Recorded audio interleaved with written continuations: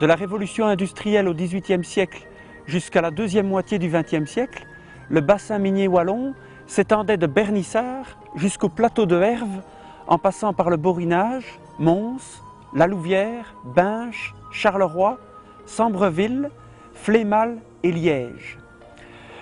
On y extrayait le charbon jusqu'à 1500 mètres de profondeur et des milliers de kilomètres de galeries parcourent encore le sous-sol de la région, un véritable gruyère.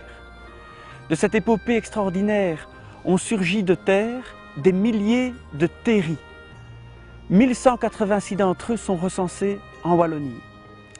Ces terris forment non seulement un paysage exceptionnel et unique au monde, mais aussi ils hébergent des associations de microclimats, d'écosystèmes tout à fait particuliers, tout à fait originaux.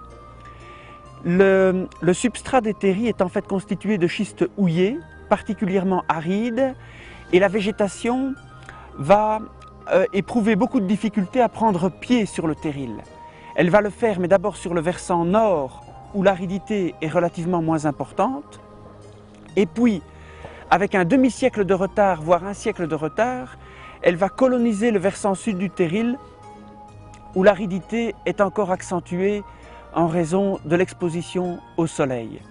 De nombreux terrils sont encore en combustion, comme le terril de la Petite Bacnure à Herstal, ou les terrils Titan du Levant à Flénu. Sur ces points de combustion, la température peut atteindre en profondeur 600 degrés et sur la surface du terril 45 degrés. On y retrouve une flore carrément tropicale et une faune qui apprécie une chaleur confortable, comme par exemple le grillon des foyers.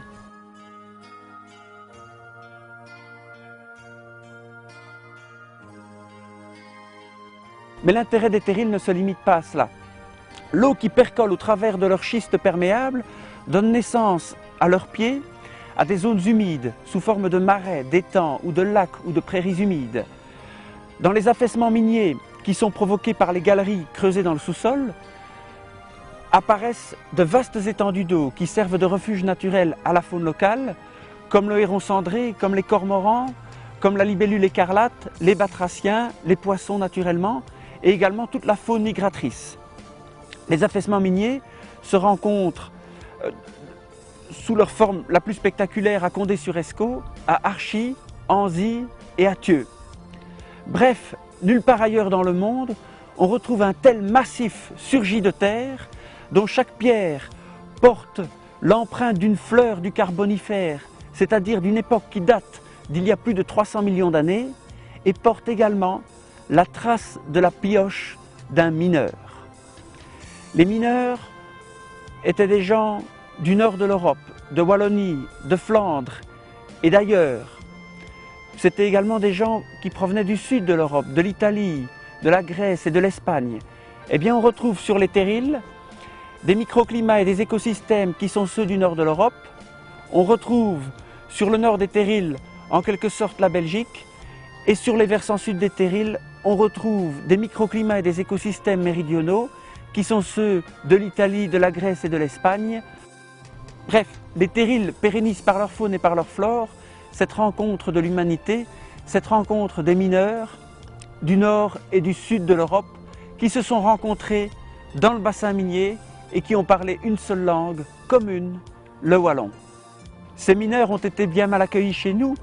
Ils ont été logés dans des baraquements tellement étroits qu'aujourd'hui on n'oserait même pas y loger son chien.